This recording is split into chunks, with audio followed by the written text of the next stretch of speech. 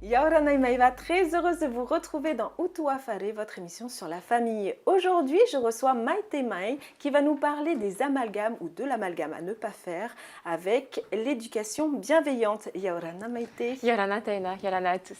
On se retrouve aujourd'hui avec des parents qui veulent bien faire avec leurs enfants en appliquant la méthode de l'éducation bienveillante. Mais souvent, ils en font des enfants rois, sans limite. Dis-nous pourquoi. Ce qu'il y a, c'est déjà qu'est-ce qu'on met derrière éducation bienveillante.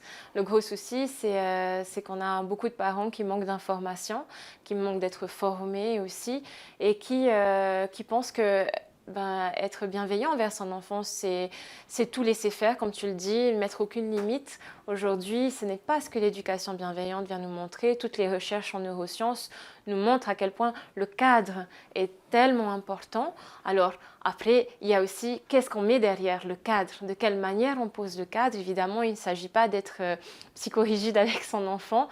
Il s'agit vraiment d'installer un cadre qui soit sécurisant pour l'enfant. C'est un besoin qui est essentiel pour l'enfant, pour le bon développement de l'enfant.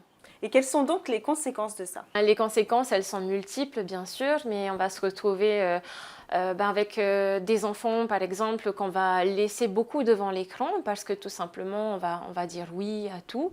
Et parce que aussi, il y a une grande réalité derrière, c'est que le parent se sent très démuni par rapport à ça. Il ne sait plus comment faire, comment poser le cadre. Donc, écran devient la nounou préférée pour nos enfants. Malheureusement, à ça va être lié aussi cette lumière bleue qu'on sait aujourd'hui qui est très néfaste pour le cerveau de l'enfant, notamment l'amygdale. Le sommeil est perturbé, ça crée des troubles de l'attention, de comportement. Donc bon, il y a le gros problème des écrans, bien sûr. Il y a aussi tout ce qui va être manque de respect. On aura ces attitudes des enfants qui vont être vraiment irrespectueux dans leurs paroles, mais aussi dans leur comportement avec les parents, dans leurs relations.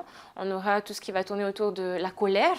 Alors la colère n'étant pas un problème en soi, et c'est une émotion qui est très saine, qui permet de dire qui je suis, quelles sont mes limites. Or, comme on ne va pas pouvoir accompagner, on manque d'informations et de formation par rapport à ça en tant que parent ou professionnel de l'enfant, et bien du coup, on va être complètement désaxés et nos enfants vont venir à transformer cette colère en violence. D'accord. Il y a aussi le manque de motivation.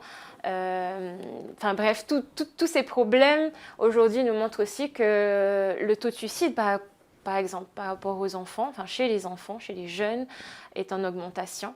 Et la délinquance, bref, tout ça, bien sûr, est intimement lié.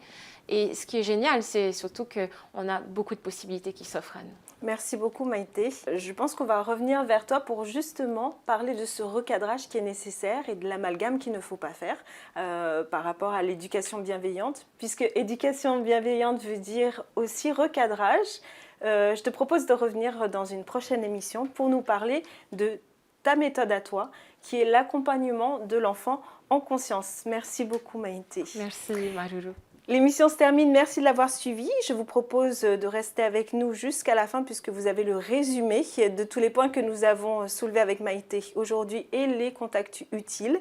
Je vous souhaite de passer une excellente fin de journée. On se retrouve très bientôt et d'ici là, prenez soin de vous et de vos proches. Nana.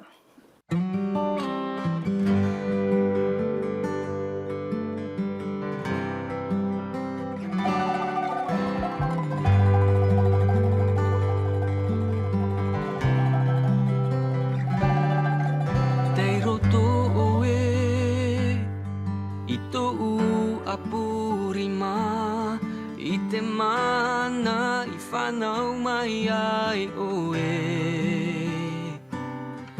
I te reira taime Ia noa a mai a u Te ho e I tō api